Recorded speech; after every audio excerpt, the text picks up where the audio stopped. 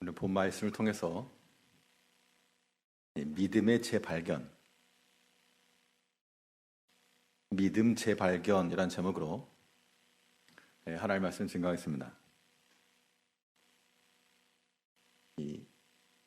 미국 서부 개척 시대에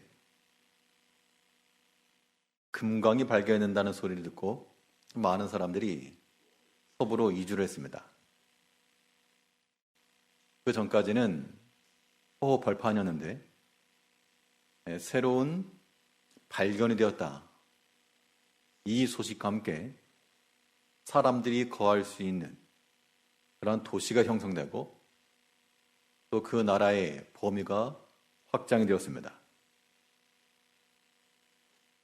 무엇인가를 새로 발견한다는 것은 그만큼 더 넓어진다는 것인데, 그런 의미에서 우리가 하나님의 나라를 살아간다. 우리 개개인이 다 하나님의 나라의 백성들이요, 또 그 나라 주민들이라 생각하시고, 그러면 내가 거하는 바 하나님 나라의 그 영역, 그 넓이는 어떠한가? 그 크기를 한번 생각을 해보겠습니다. 내가 살아가고 있는 이 하나님의 나라의 크기가 한국만 할까? 아니면 좀 더 커가지고 일본만 할까? 아니면 아주 커서 미국이나 캐나다만 할까? 우리 성도님들이 살아가는 하나님의 나라의 그 영역은 어떠하십니까? 우리가 하나님을 발견하는 데까지가 하나님 나라가 되는 겁니다. 성경에 보게 되면 하나님의 명칭, 하나님의 이름이 나오는데요. 그 하나님의 이름을 발견하는 것은 그만큼 더 넓은 하나님의 나라를 침노해 들어가는 겁니다. 그래서 우리가 이 믿음으로써 발견한다는 것은 다른 것이 아니라 그 믿음으로 하나님을 발견하는 것이죠. 하나님의 사랑을 발견하고 하나님의 은총을 발견하고, 그럼 그것을 발견한 사람들은 거기까지가 우리 신앙의 영역이고 거기까지가 우리의 실력인 겁니다. 그래서 하나님의 깊은 사랑을 발견하는 자들은 시리에 빠져 있는 것으로 끝내는 것이 아니라 하나님의 그 사랑까지 우리가 미치는 것이며, 또 비천한 자를 도우시고 은혜를 베푸시는 그 은혜의 하나님을 발견한 자들은 우리가 비록 공고함에 처했을지라도 하나님의 은총 더하신 것까지 포함해서 우리의 삶을 생각한다는 겁니다. 그런데 그러한 발견이 없으면 자기 생각으로 사는 것이고, 자기 경험으로 사는 것이고, 자기 고집으로 사는 것이고, 하나님 나라를 아주 조그맣게 한정시키는 겁니다. 이제 우리가 하나님을 발견하여 그 하나님의 이름만큼이나 더 넓어지는 그러한 하나님 나라의 영역을 우리가 개척을 해야 되겠는데, 그러면 이 믿음을 통해서 우리가 발견할 하나님은 어떠한 하나님이신가? 우리가 어떠한 하나님을 발견할 때 우리 믿음의 영역이 더 넓어질 것인가? 오늘 본 말씀을 통해서 살펴보도록 하겠습니다. 다윗이 발견한, 그래서 그의 하나님 나라를 구축하였던 그 다윗의 신앙 가운데서 그가 발견하였던 하나님인데요. 첫째는 이 믿음을 통해서 그가 발견한 하나님은 간섭하시는 하나님이세요. 간섭하시는 하나님. 간섭이라고 하는 말 자체가 조금 부정적으로 들릴 수 있지만 적극적 개입이다 그런 겁니다. 놀라운 것은 하나님이 이 세상을 창조하시고 멀찍이 가만히 지켜보는 그런 위치에 계시지 않고, 그가 직접 그의 만드신 이 피조 세계 안에서 역사하신다는 겁니다. 굉장히 신비입니다. 사람은 그림을 그리거나 만들기를 통해서 공예 작품을 만들 수가 있는데, 그 그림 속에 들어가서 실제로 역사를 한다. 불가해한 신비입니다. 하나님 어떤 하나님이신가? 하나님께서 우리 삶 가운데서 적극적으로 개입하시고 내 삶의 영역 안으로 들어오실 수 있는 하나님이시다 라고 하는 것을 깨달을 때 우리의 모든 선택과 판단에 있어서는 하나님의 자리를 내어드리게 된다는 겁니다. 그런 하나님을 발견했기 때문에 당연히 하나님께서 내 삶 가운데 역사하시고 들어오시고 때로는 막아주기도 하시고 이 하나님의 간섭하심을 우리가 확신하게 되면 우리의 모든 매사 삶 가운데서 단지 우리의 생각과 판단으로만 사는 것이 절대 아니고 여기 하나님의 들어오심, 하나님이 끼어 들어오실 수 있는 그 여지와 그 공간이 필히 있어야 됩니다. 하나님께서 어떻게 개입하시는가? 하나님이 간섭이라고 하는 것은 사람과 사람 사이의 관계성 속에 들어오십니다. 오늘 본문 17절 말씀에서 저가 위에서 보내사 나를 취하시며 많은 물에서 나를 건져내셨도다. 나를 강한 원수와 미워하는 자에게서 건지셨으며 저희는 나보다 힘센 연고로다. 다윗이 왕으로서 그런 많은 군사력을 가지고 대적과 싸우기도 하고 승리도 경험하였고, 근데 다윗이 말하기를 나를 강한 원수와 미워하는 자에게서 건지셨다. 근데 그들은 나보다 힘센 자이다. 이것은 다윗이 사울을 피해서 도망하던 시절 사울이 그 왕의 권세를 가지고 다윗을 쫓아오던 그런 때를 의미하기도 합니다. 다윗 입장에서는 지금 가장 큰 고민이 무엇인가? 모든 성도님들이 가지고 있을 만한 가장 큰 고민들이 하나 있으실 것인데 다윗에게서 큰 고민거리는 사울이었습니다. 사울. 내가 가까이 모셨던 저 사울 왕이 나를 오해하고 나를 시기하여 날 저렇게 죽이려고 안달복달에 나와가지고 나를 쫓아오고 있으니 내가 참 괴롭다. 저 사울이 도리어 나보다 힘이 세기 때문에 내가 감당할 수도 없고 난 도망칠 수밖에 없다. 이러한 사울과 다윗 자기 자신의 관계성 속에 단지 두 사람만 산 것이 아니고 거기에 하나님께서 들어오셔가지고 나를 강한 원수와 미워하는 자에게서 건지셨으며, 그러니까 하나님은 보이지 않고 사람 눈에 보일 만한 하나님의 손도 없지만 지나고 보니까 하나님께서 나를 그의 손에서 건져내셨다라고 하는 확신의 고백이 나왔다는 겁니다. 이건 우리 신앙적 경험상으로 얼마든지 동의할 수 있습니다. 하나님이 지금도 우리 눈에 보이지 않고 역사하시는 그런 장면들이 보이진 않지만 지금도 보이지 않게 역사하시는 하나님이 분명히 계십니다. 사람과 사람 사이의 관계성 속에서도 때로는 저 강한 원수, 나를 미워하는 자, 오해하는 자, 나의 선한 마음 알아주지 못하고 도리어 박해하는 자, 그런데 하나님께서 내가 그를 미워하지 않고 그와 더불어 싸우지 않아도 하나님께서 해로움을 막아주시고 내 마음에서 원수 갚고자 하는 그 마음을 또한 막아주시고, 이게 다 하나님이 개입하신 증거입니다. 만약 하나님께서 우리 삶 가운데 들어오지 않으셨다 그러면 사람의 마음속에 있는 그런 미움, 다툼, 이런 것들 가지고 아마 끝장들 나셨을 겁니다. 근데 여전히 지금도 마찬가지로 이 다윗이 사울에 대해서 나를 미워하는 원수와도 같았지만, 그러나 그 관계성 속에서 사울을 해할 수 있는 기회가 분명히 있었죠. 그래도 하나님이 세우신 줄 알고 자기의 감정을 따라 칼을 들어 그를 친 것이 아니라 옷자락만 살짝 빼고 나갔지만 나중엔 그것마저도 마음에 찔린 바가 되어서 하나님 앞에 회개했죠. 그것이 다 하나님께 지켜주신 연고입니다.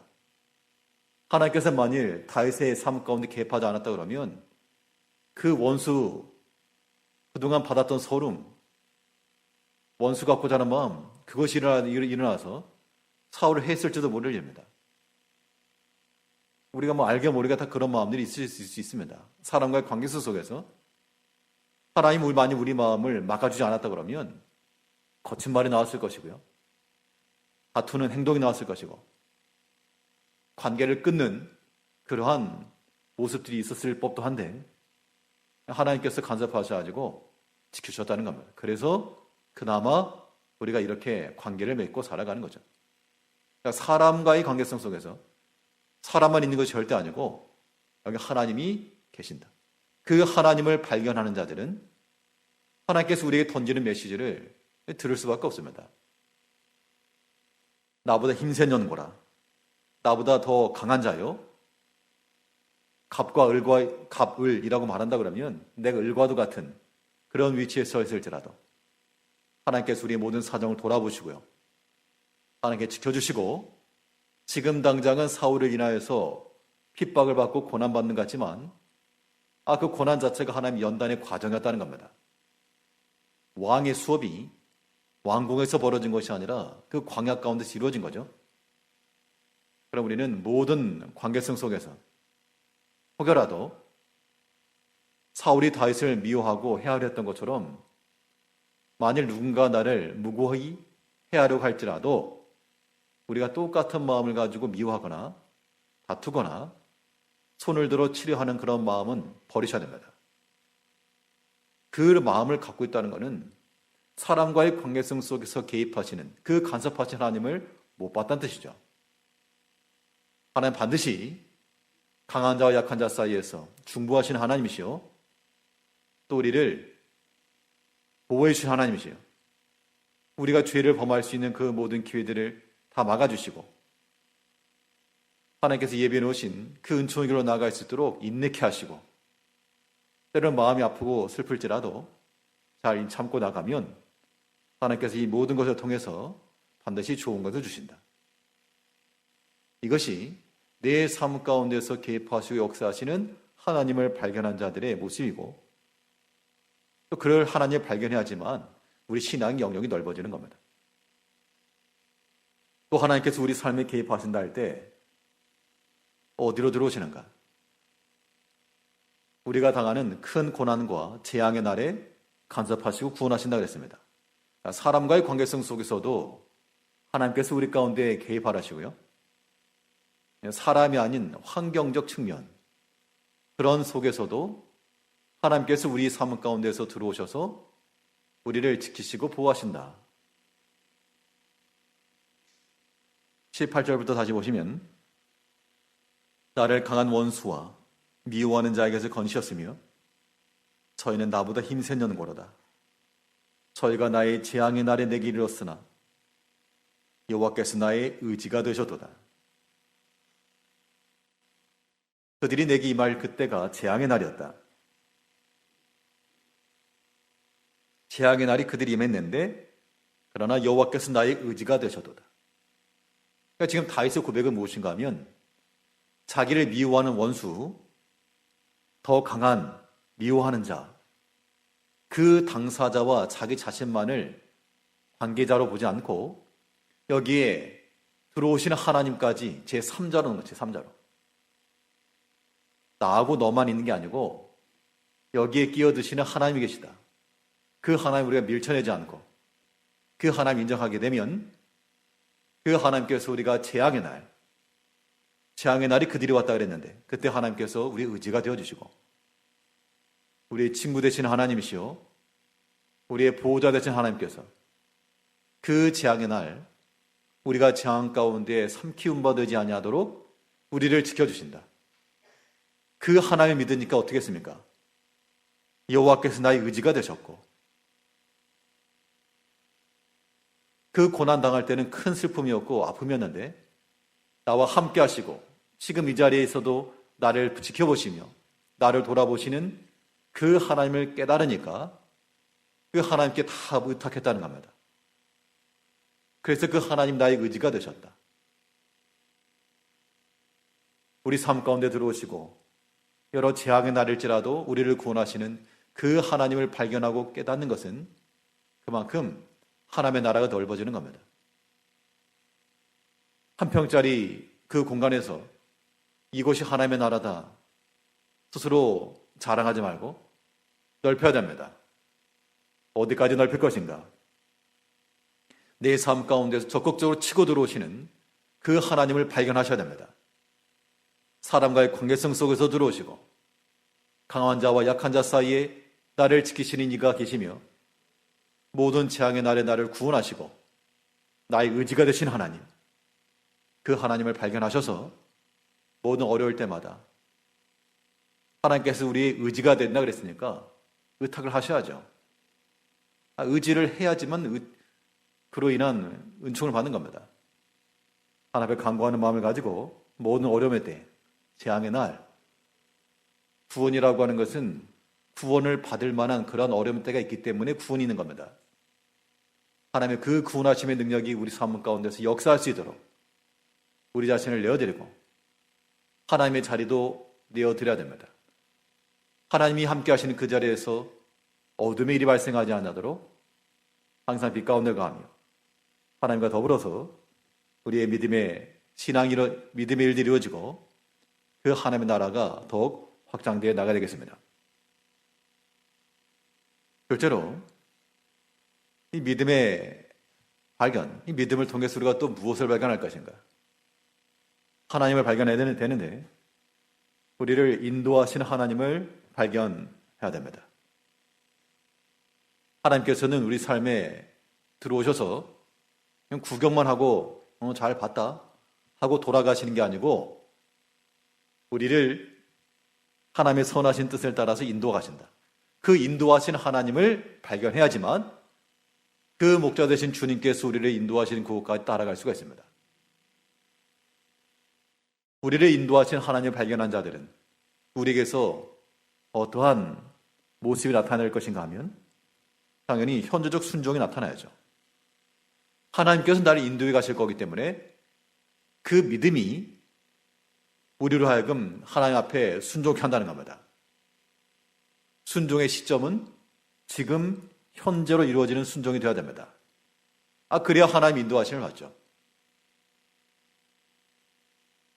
오늘 본문 20절을 보게 되면 나를 또 넓은 곳으로 인도하시고 나를 기뻐하심으로 구원하셨도다. 분명히 다윗이 처했던 상황이라고 하는 것은 그를 대적하던 강한 원수, 거기에서 큰 고통을 당하였고 재앙의 날을 임하였으나 그러나 하나님께서 그를 그 재앙의 자리에 두지 않으시고 하나님을 의지하는 백성을 넓은 곳으로 인도하시고 넓은 곳으로 인도했다라고 하는 것은 하나님께서 그들에게 평안함을 주었다 그런 얘기입니다. 그를 구원하신 것도 나를 기뻐하심으로 구원하셨도다. 하나님께서 기뻐하셨다는 겁니다. 근데 우리가 성경을 통해서 확인할 수 있는 바 하나님께서 어떤 모습을 통해 기뻐하십니까?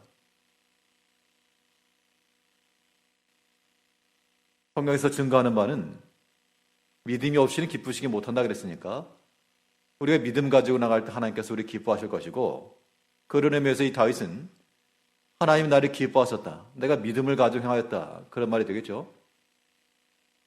또 사무엘서에 보게 되면 하나님께서 다른 우양의 기름보다 그 입에서 나오는 그 목소리 청종, 순종하는 것을 기뻐한 것이 더 즐거워하시겠습니까? 하나님께서 나를 기뻐하셨다. 그래서 구원하셨다. 이 말 속에는 하나님이 기뻐하실 만한 그런 믿음이 있었고 또한 그 입에서 나오는 말씀에 대한 순종함이 있었다 그 얘기입니다. 이 두 가지를 우리가 잘 지키면 우리는 하나님의 사랑을 받는 자들이요 하나님께서 우리를 가장 아끼시고 가장 좋은 자리에 인도하실 좋은 자리를 얻는 겁니다. 그럼 이제 그런 질문을 던져야죠. 내가 과연 믿음 가운데 거하고 있으며 하나님의 말씀을 순종하고 있는가? 하나님의 말씀에 순종하고 계신가? 하나님은 그걸 기뻐하신다 그랬습니다. 그 목소리 순종하심을 좋아하심 같이 좋아하겠나이까? 우리가 그 어떤 봉사를 하고 어떤 믿음의 일을 한다 할지라도 하나님의 말씀에 순종치 아니하면 하나님께서 그걸 기뻐하시지 않고 하나님께서 우리를 그의 선하신 뜻 가운데로 인도해 드리실 수 없다는 겁니다. 따라오지 않으니까요. 목자가 양을 좋은 풀밭으로 인도하려고 그래도 따라와야지 가는 겁니다. 눈에 보니까 험한 골짜기고 사망의 음침한 골짜기고 높은 산이고 그래서 난 못 가겠습니다. 안 가니까 넓은 초장, 쉴만한 물가로 인도를 받지 못하는 거죠. 그러니까 사람이 믿음을 행하지 않으면 다 자기 생각인 것이고 자기 경험인 것이고 사람의 마음에서 나오는 것이고 그것 따라가게 되면 우리를 인도하실 하나님을 발견하지 못하는 겁니다. 그 하나님을 발견하지 못했기 때문에 자기 생각이 자기를 끌어가는 것이고 그 욕심에 이끌려 살아가는 겁니다. 이것은 잘 사는 인생이라 말할 수 없죠. 하나님 나라가 확장되는 것이 아니라 점점 쪼그라드는 겁니다. 우리의 삶 가운데서 우리 인도하시는 그 하나님을 발견한 자들은 하나님께서 우리에게 매 순간순간마다 주시는 그 말씀에 순종하는 겁니다. 내비게이션 따라갈 때도요. 모르는 길을 갈 때는 오른쪽 가라 그러면 오른쪽 가는 거고 왼쪽 가라 그러면 왼쪽 가는 겁니다. 하나님께서 주의 말씀을 통하여 또 우리 마음속에 감동하심을 통하여 때로는 경고와 채찍을 통하여 우리에게 사인을 보내실 때 하나님의 뜻인 줄 알고 그 감동하심을 따라 순종하셔야 됩니다. 이게 좋은 거냐 나쁜 거냐 그거 관계하지 마시고 하나님의 뜻이 여기 있다라고 판단이 되게 되면 즉각적 순종, 즉각적 순종. 민첩한 순종이 그 목자를 따라가 가는 겁니다. 사람이 많은 인파 속에서 어린아이가 부모 꼭 옆에 붙어가지고 졸졸 잘 따라가면 길 잃어버릴 일도 없고 부모가 때를 따라 주는 양식도 먹을 수 있고요. 그런데 잘 따라가지 못하면 그냥 계속해서 잃어버리고 마는 겁니다. 우리가 하나님의 손을 놓쳐버린 의도적으로 손을 놔버리는 그러한 자가 되지 아니하도록 하나님의 말씀에 대해서 언제나 즉각적으로 현재적으로 순종하여 우리를 인도하시는 그 하나님을 잘 따라가셔야 됩니다. 현재적 순종이라고 하는 것이 우리에게 어떤 즐거운 것만을 약속하지 않습니다. 왜냐하면 현재 순종하려고 하면 고통이기 때문에 나를 미워하는 원수가 있는데 하나님께서 말씀을 통해서 미워하지 말거라 사랑하거라 그런 말씀을 주시면 현재적 순종이라고 하는 것은 그 말씀을 따라 미워하지 않고 사랑해야 되는데 그렇게 하려다 보니까 속이 터지는 겁니다. 내 자존심이 상할 때도 있고요. 때로는 내 의지가 나가지 않을 때도 있고 현재적 순종이라고 하는 것은 우리 현재적 관점, 믿음으로서만 아니고 이것은 장차의 소망을 가지고 하는 겁니다. 두 가지 같이 가야 돼요. 짝으로 움직이는 겁니다. 우리 현재적 순종이라고 하는 것은 반드시 우리 미래적 소망과 연동이 되어야 됩니다. 이것을 가장 잘 보여준 예는 예수님 자신이십니다. 예수님께서 하나님 아버지의 뜻을 따라 십자가를 지시고 우리를 구원하시려고 오셨습니다. 그걸 하려고 오신 거예요.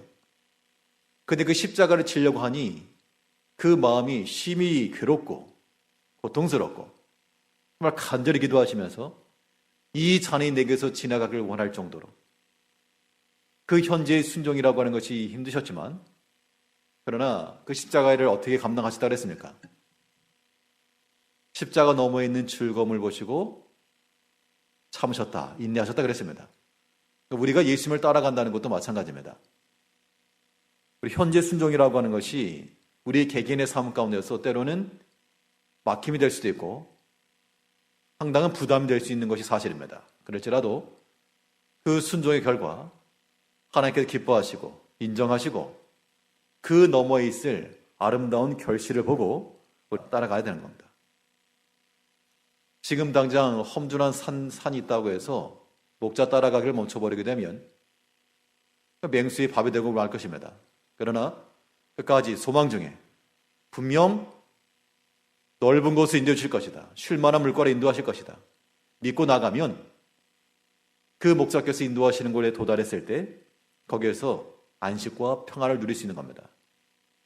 우리 모든 성도님들이 우리의 삶 가운데서 적극적으로 개입을 하시고 나를 이끌어 가시는, 나를 인도하신 하나님을 발견하셔서 하나님께서 우리에게 말씀하실 때 미루지 마시고 즉각적으로 순종하여 그의 기뻐하시는 뜻을 다 이루 행할 것이며, 지금 당장 그런 열매가 맺지 않을지라도 결실의 소망을 품고 하나님께서 선한 길로 인도하실 것을 굳게 믿는 믿음을 가지고, 인내함을 가지고 끝까지 믿음의 길을 잘 따라가는 그러한 지혜로운 하나님의 백성들이 되어야 되겠습니다. 셋째로, 또 이 믿음을 통해서 우리가 발견할 것이 무엇인가? 하나님 발견해야 되겠죠? 그 하나님을 발견한 것만큼이 우리의 신앙 영역이요, 하나님의 나라요, 우리 영적 실력인 겁니다. 오늘 본문에서 다윗은 어떤 하나님을 발견하였는가? 보상하시는 하나님을 발견하십니다. 우리의 모든 신앙의 행위를 따라 보상해 주신 하나님을 발견했기 때문에 이건 정말 굉장히 큰 메리트입니다. 우리가 어떤 일을 행할 때 수고를 하죠. 그러니까 다른 사람과 비교해 보았을 때 더 많은 수고를 하는 분이 계시다 그러면 왜 나만 고생할까? 이렇게까지만 생각하게 되면 보상하신 하나님을 발견하지 못한 겁니다. 그걸 못하죠. 왜 나만 고생하는가? 그런데 우리의 모든 믿음의 행실에 대해서 두성 가득 큰 상급을 가지고 기다리시는 그 하나님을 발견하는 자들은 하나님께서 우리에게 섬길 수 있는 길을 주신 것, 일할 수 있는 길을 주신 것을 우리는 감사하며 나가는, 감사하면서 땡큐 하나님, 우리에게 다른 사람보다 한몫을 더 주셨다. 그러면 얼마나 기쁘고 즐거울 것인가. 근데 그런 데까지 미치지 못하니까 왜 내가 더 수고해야 되는가, 이렇게 나오는 거죠. 그렇게 말하는 것은 우리 삶 가운데서 은총으로 보상하신 하나님 발견하지 못한 겁니다. 하나님 나라가 쬐끔한 거예요. 쬐끔한 거. 우리가 이 보상하신 하나님을 발견하는 자들은 모든 하나님께서 싫어하시는 것을 먼저 피해야 되겠죠. 죄를 피하는 거라 그랬습니다.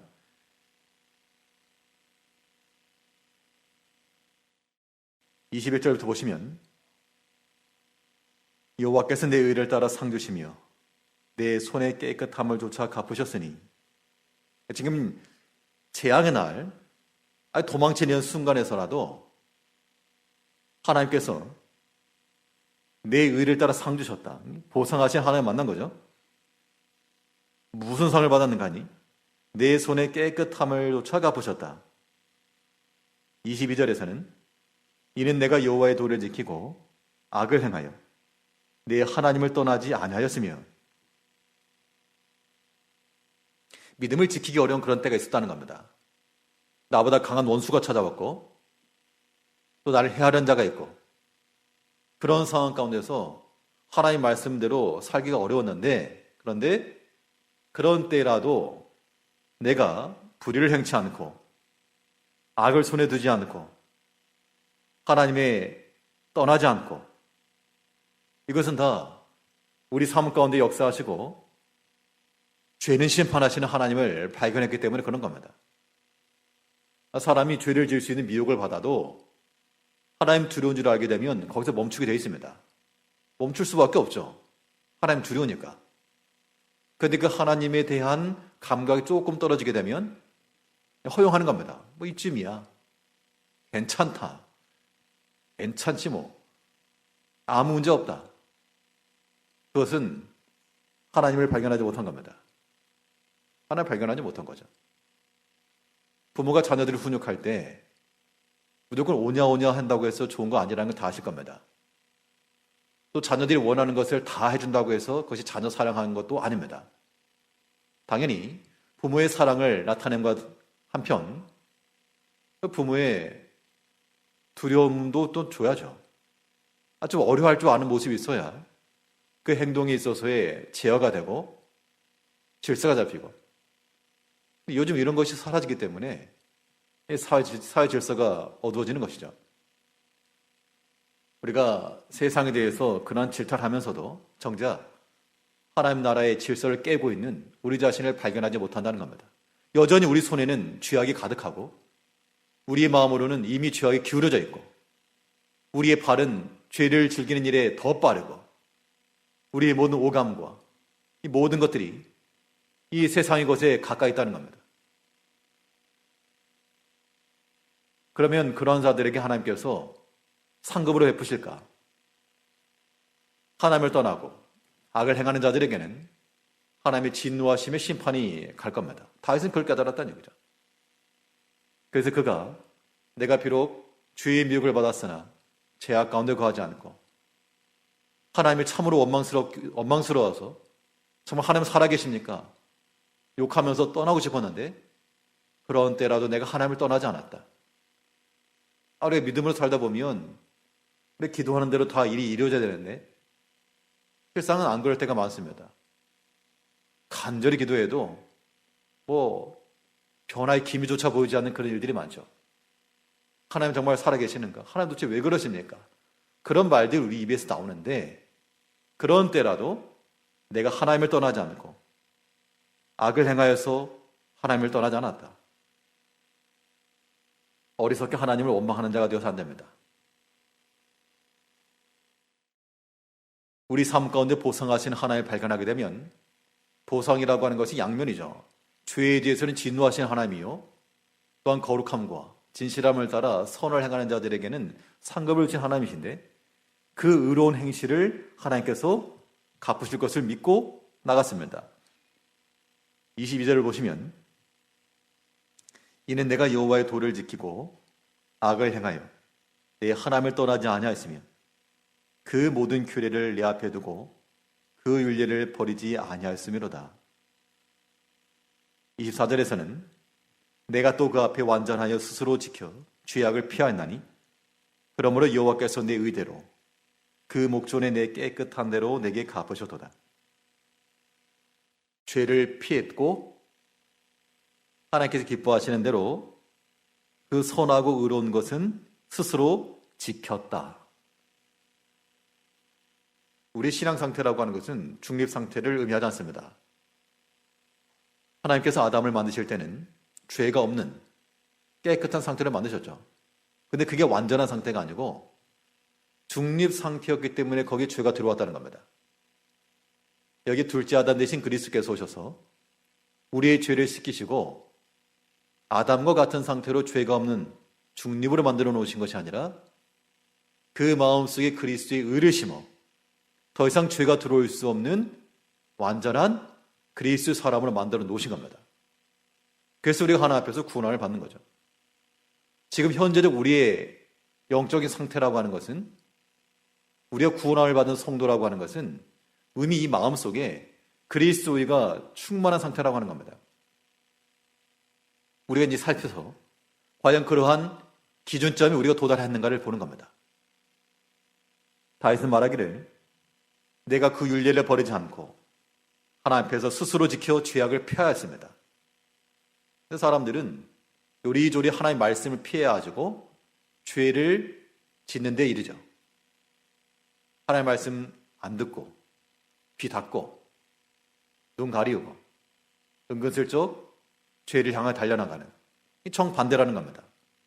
우리 삶 가운데서 죄에는 진노하시고 모든 선한 행실에는 상을 베푸시는 이 보상하신 하나님을 깨닫지 못한 결과라는 겁니다. 이제 우리 믿음의 영역이라고 하는 것이 넓어져야 됩니다. 우리가 살아가는 하나님 나라, 그 깊이와 그 넓이가 어떠합니까? 그냥 나 혼자 겨우 움직일 수 있는 그런 공간에서 하나님 섬긴다라고 말씀하지 마시고 하나님을 발견하여 좀 더 넓어지셔야 됩니다.